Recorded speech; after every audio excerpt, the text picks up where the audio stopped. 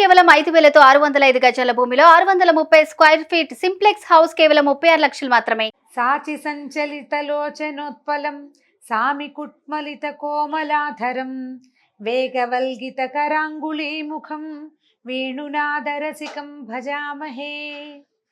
భాగవత కథాసుధకి స్వాగతం.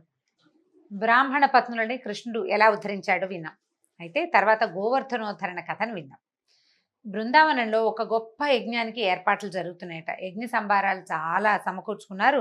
సమర్థులైన బోళ్ళంత మంది, ఎంతమందినో ఋత్విక్కుల్ని రప్పించారు. పందిళ్ళు, పాకలు బోళ్ళని వేశారు. ప్రజలంతా రకరకాల సంభారాలు సిద్ధం చేశారు.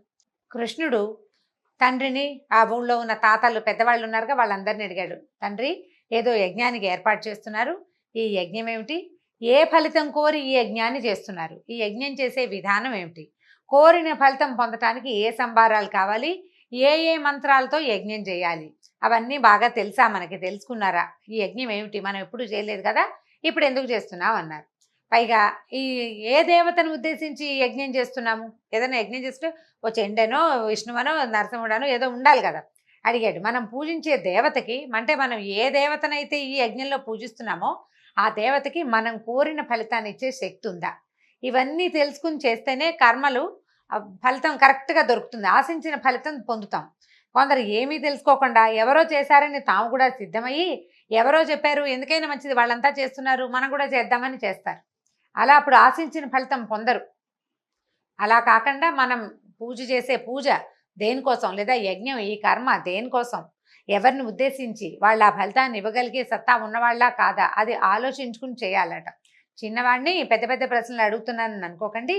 మీ వంటి పెద్దవాళ్ళు మాలాంటి చిన్నపిల్లలకి ఇలాంటి ఆలోచనలు ప్రశ్నలు వచ్చినప్పుడు తీర్చాలి కదా అని అడిగేసరికల్లా అప్పుడు నందుడు ఏం చెప్పాడంటే, భూమి మీద ఉన్న లక్షలాది జీవరాశుల మనుగడకి ఆధారం వర్షం.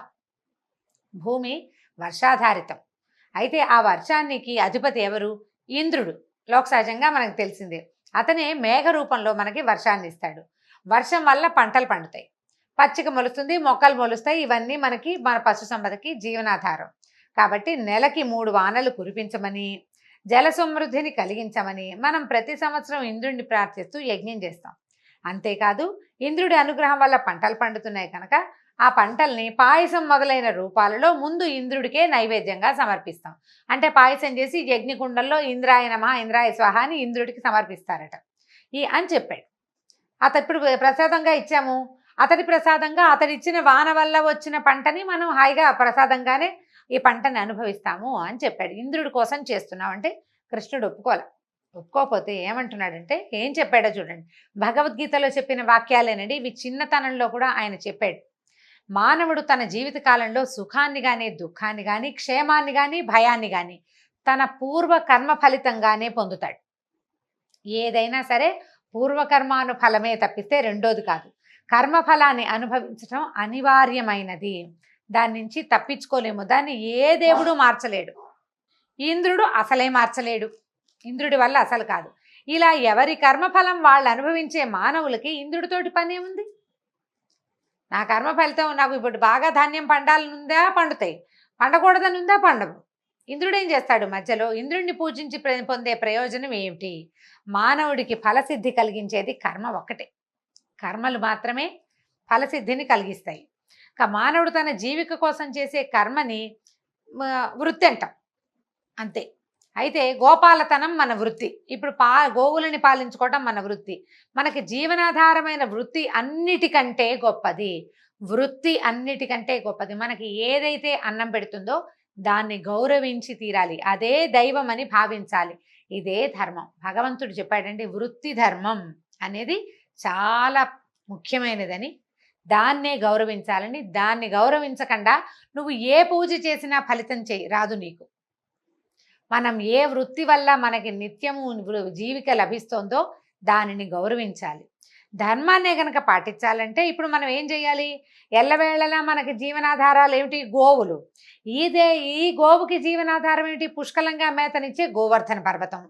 గోవుని పూజిద్దాము, గోవర్ధనాన్ని పూజిద్దాము, ఇంద్రుణ్ణి కాదు. ఇంద్రుణ్ణి పూజించక్కర్లేదు, ఇది నా అభిప్రాయం, మీకు నచ్చితే చేయండి అన్నాడు.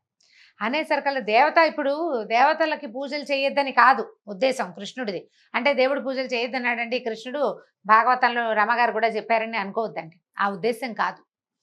అయితే ఇప్పుడు ఏ ప్రయోజనాన్ని దేనికోసం చేస్తున్నామో దానికి చేయాలని క్లియర్‌గానే చెప్తున్నాడు ఆ మాట. అయితే ఏంటంటే ప్రస్తుతం ఇంద్ర పదవిలో ఉన్నవాడు అతనేంటంటే తనకి ముల్లోకాలు రక్షించే గురుతరమైన బాధ్యత ఉందని మర్చిపోయాడు. అతని పదవి వల్ల అతనికి దురహంకారము, గర్వము వచ్చాయి. ఆ గర్వాన్ని అణచాలనే ఉద్దేశంతోటి అతనికి తన పదవికి పరిమితులున్నాయని గుర్తు చేయాలనే ప్రేమతోటి అది నీకు తెలుసుకోవాలి. నేను ఇదే చేయగలను, ఇంతకంటే నేను చేయలేను అనే సంగతి అతను గుర్తెరగాలని కృష్ణుడు ఈ పూజలు ఆపించాడు. ఇంద్రుని యొక్క గర్వభంగం కోసమే. నందాదులు ఏం చేశారు, ఈ నందుడు, ఉపనందుడు పెద్దవాళ్ళు ఉన్నారు చాలామంది. అన్ని చోట్ల పెద్ద తలకాయలు ఉంటాయి కదండి. ఈ పిల్లలు ఏదో మాట్లాడతారు, పెద్దవాళ్ళు అందులో నుంచి ఓ సారాంశం తీసుకుని బాలాదపి సుభాషితం, చిన్నపిల్లాడు చెప్పిన మంచి మాట వినాలనుకుని వీళ్ళంతా కూర్చుని ఏదో చర్చించుకున్నారు. చర్చించాక ఏమనుకున్నారు, కృష్ణుడు చెప్పినట్టు చేద్దామనుకున్నారు. బోల్డన్ని పిండి వంటలు చేశారు ఎన్నో. అక్కడి నుంచి మంత్రవేత్తలైన విప్రుల ఆధ్వర్యంలో గోవులని, గోపర్వతాన్ని సాంగంగా చక్కగా పూజించారు. సాక్షాత్తు గోపూజ చేశారు, సాక్షాత్తు గోవర్ధన పూజ. తాము వండిన పిండి వంటలు గోవులకి తినిపించారు నైవేద్యంగా. గోవర్ధన పర్వతాన్ని కూడా నైవేద్యంగా సమర్పించారు. అయితే ఈ కృష్ణుడు ఏమనుకున్నాడంటే గోవర్ధనానికి పూజించమన్నాడు. తాను చెప్పిన మాటల మీద గోపాలుడికి విశ్వాసం కలిగించాలనుకుని తాను ఈ గోపాలుల మధ్యలోనే బాలుడుగానే ఉంటూ ఒక పెద్ద శరీరాన్ని దాల్చి గోవర్ధన పర్వతం మీద కూర్చున్నాడట. కృష్ణుడు అనుకోలే వాళ్ళు, గోవర్ధన పర్వతమే శరీరాకృతి దాల్చిందనుకున్నారు. అట్లా నేనే గోవర్ధన పర్వతాన్ని అని చెప్పాడు అని ఘోషణ చేశాడు. వాళ్ళు పెట్టిన నైవేద్యాలన్నీ చక్కగా ఆరగించాడు. కృష్ణుడు ఇటు చిన్నపిల్లాడిగా గోకులవాసుల మధ్యలోనూ ఉన్నాడు అటు అలాగే పర్వతం మీద కూడా నేనే పర్వతాన్ని అని కూడా అంటూ అక్కడ ఒక పెద్ద శరీరంతో కనిపించాడు. ఈ గోకులవాసులతో కలిసి పర్వతానికి నమస్కరించాడు. తానే పర్వతమై ఆ నమస్కారాన్ని స్వీకరించాడు కూడా. గోకులవాసులతో కలిసి పర్వతానికి నైవేద్యాలు సమర్పించాడు. తానే పర్వతమై ఆ నైవేద్యాలు స్వీకరించాడు. గోవుల్ని అలంకరించి చక్కగా గోవులు ముందు నడవగా గోపాలురు తర్వాత గోపస్త్రీలు పర్వతానికి ప్రదక్షిణ చేశారు. ఇప్పుడు మనం విశేషంగా భావిస్తున్న గిరి ప్రదక్షిణ శ్రీకృష్ణ పరమాత్మ మొదలుపెట్టింది. గోవర్ధన గిరి ప్రదక్షిణం అంటే అదేమి చిన్నా చితగా కొండ కాదండి, చాలా పెద్దది గోవర్ధన పర్వతం. ఇంతమంది వేలాది పశుగణానికి ఆలవాలంగా ఉన్నదంటే ఎంత పెద్ద కొండ. ఆ కొండ మొత్తానికి ఈ మొత్తం కుటుంబాలతో సహా అంటే ఈ గోకులంలో ఉన్నటువంటి అందరితోటి కలిసి కృష్ణుడు ప్రదక్షిణ చేయించాడట.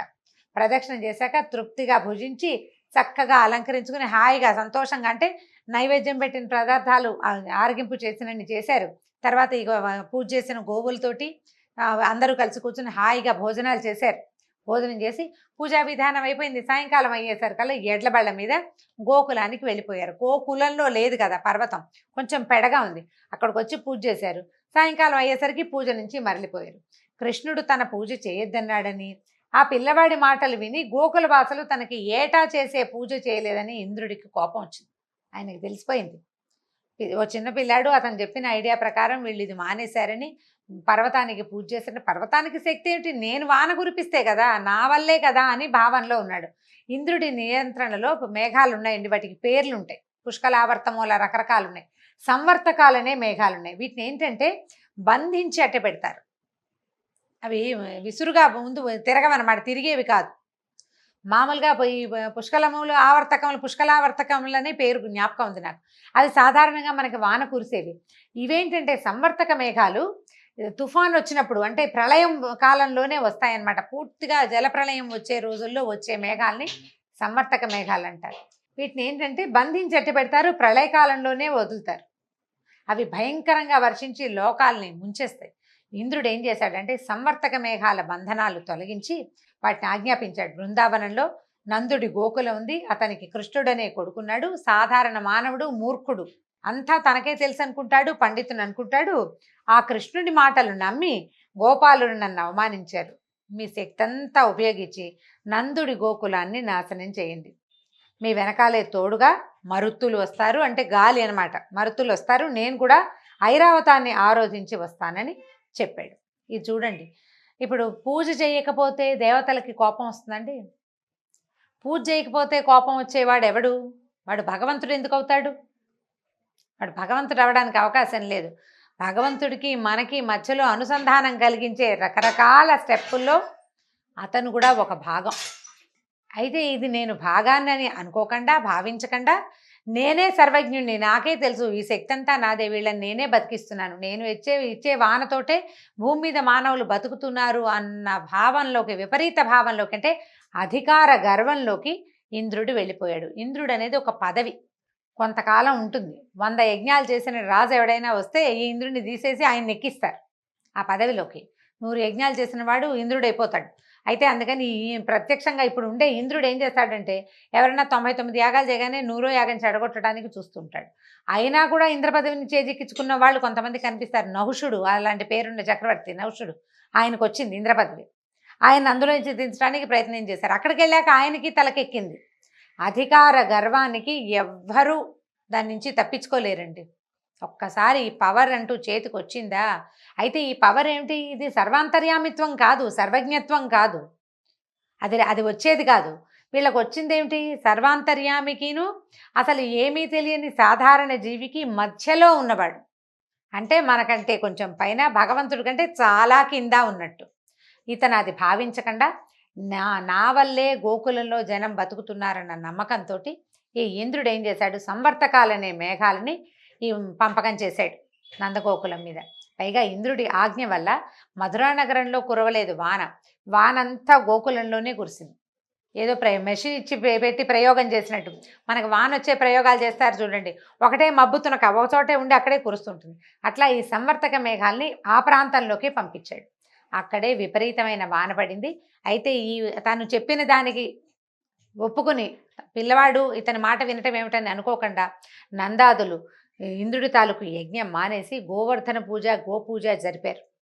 వాళ్ళని ఈ ఇంద్రుని యొక్క సంవర్తక మేఘాల నుంచి, ఇంద్రుని ఆగ్రహం నుంచి భగవంతుడైన శ్రీకృష్ణుడు ఎట్లా రక్షించాడో వచ్చే భాగంలో విందాం. నమస్కారం.